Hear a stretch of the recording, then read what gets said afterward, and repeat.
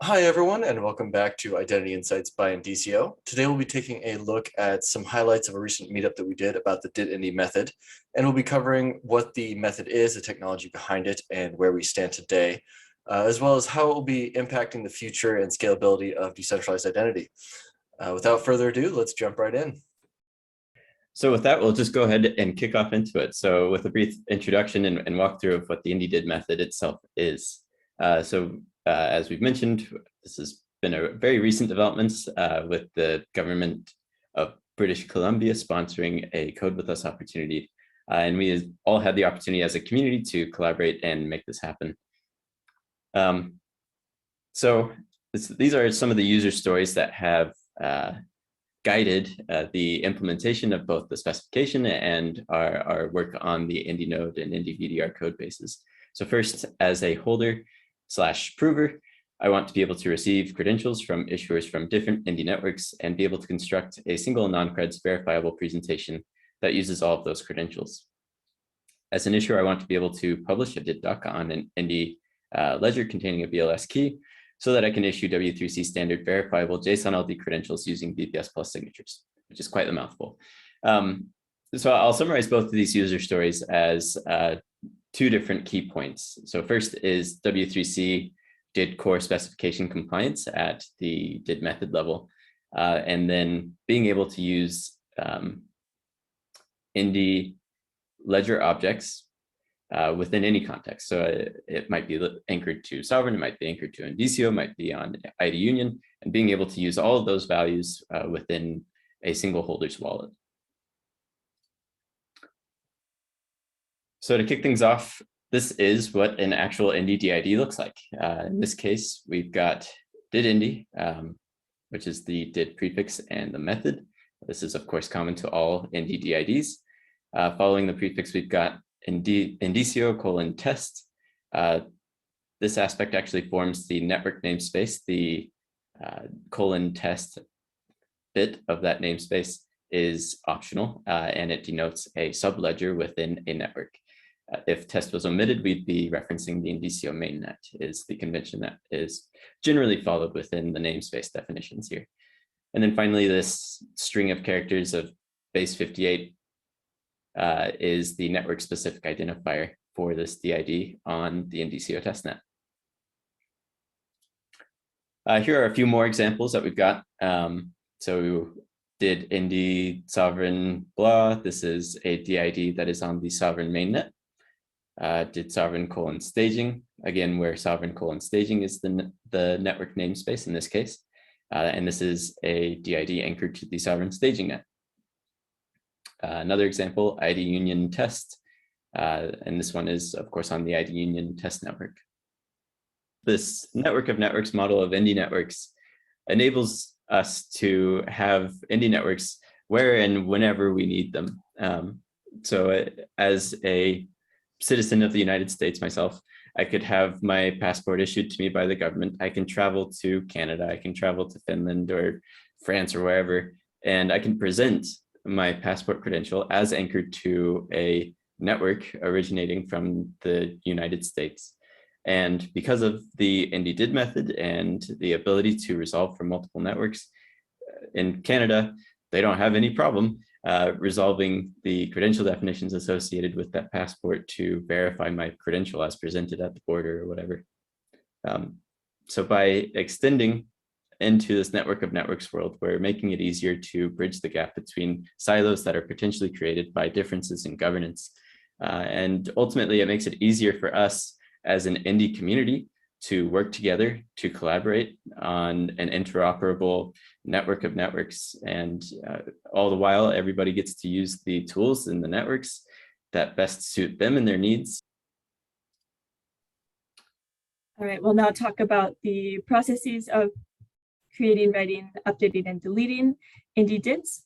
So for creating an Indy DID, the first step is to create an ED 25519 key pair. This is a public key signature system. If you want to go to the next slide, that'd be great. Thank you. So this key pair will have a public and private key. The private key is used for signing, and the public key is on the ledger for the verifier to be able to cryptographically verify a credential. The DID is derived from the public key, also known as the verification key, which is often shortened to VerKey. And so to do so, you take the SHA-256 of the bytes of the VerKey, truncate that to the first 16 bytes, and encode that using base 58. And from there, a NIM transaction is constructed and submitted.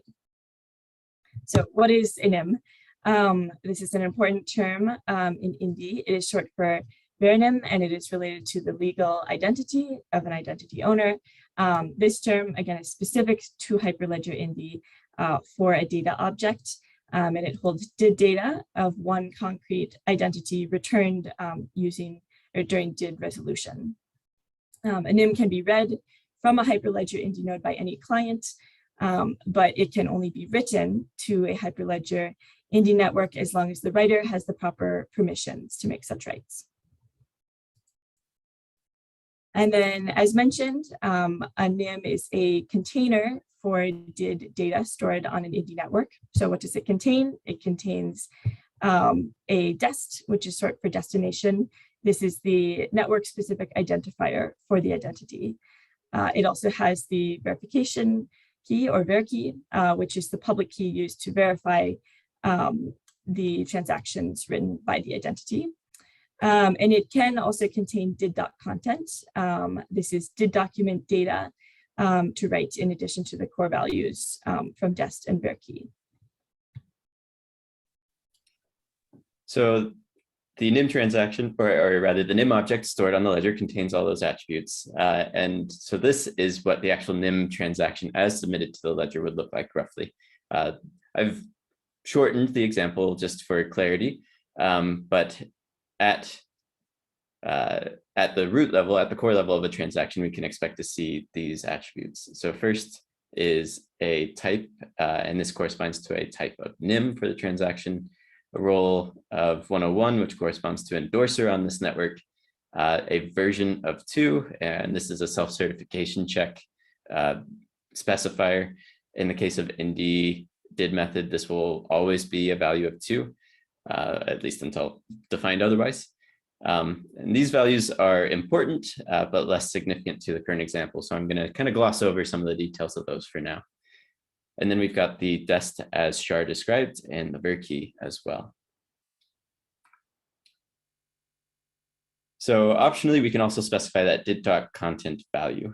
And this is a JSON serialized string, which is submitted to the ledger and stored alongside the dest and VerKey as additional DID.doc attributes to be merged together with the base DID.doc content to form the DID document resolved by that DID. All right, and the next operation that we'll talk about is reading an Indy DID. So resolving a DID returns a DID document, and from there, applications and agents that use Indy networks will use a resolver. That could be a local resolver, such as a method inside of a library that you've installed into your application. Could be Indy VDR or Indy SDK, or as a remote service, like the Indy VDR proxy or the universal resolver. But we will go through the steps of reading a DID that the resolver is undertaking.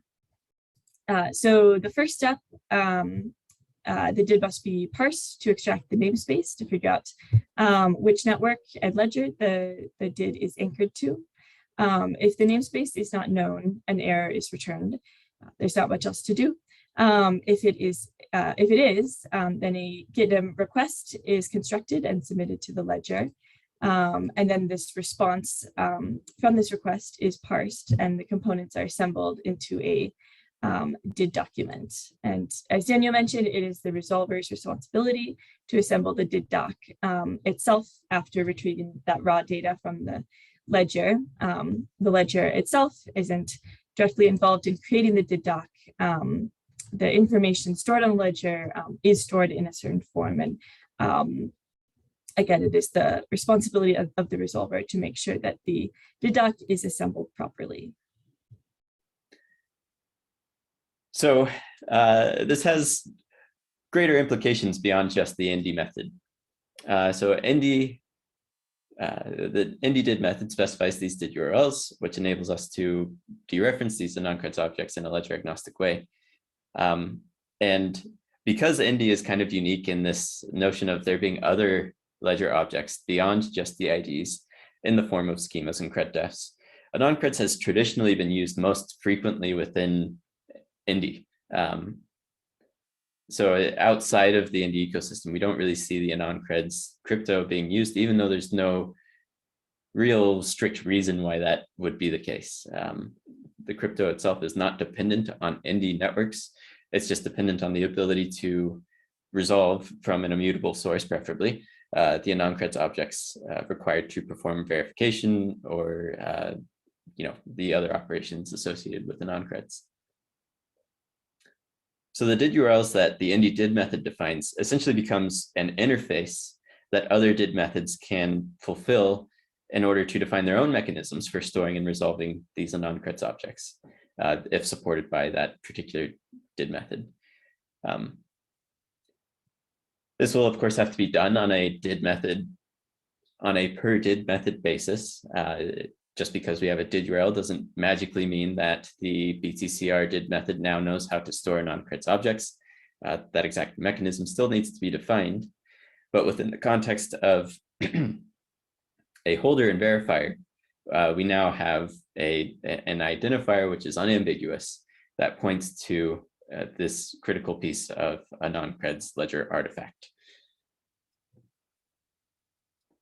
This has some really exciting implications for the interoperability and adoptability of a non-creds as a credentialing system as a whole. And there are parallel efforts going on in the community to take this further and take the de facto non-creds standard as used for years within the Indy community and make it an actual standard.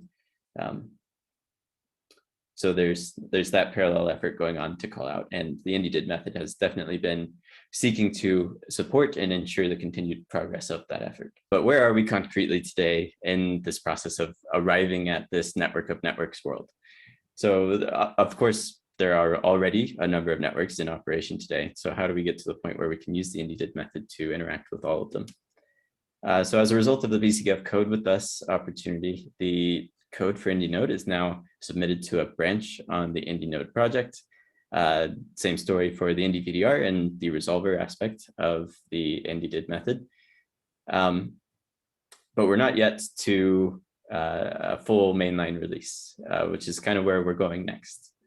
Thank you all so much for watching. If you do want to learn more, we highly encourage you to watch the full video, which will be linked in the description below. To learn more about the did Indy method, we also have a few blog posts, so we'll have some links in the description to those as well if you'd like to read about it. And if you have any specific questions, we highly encourage you to leave a comment. We'll be sure to read and get back to you. Thanks so much.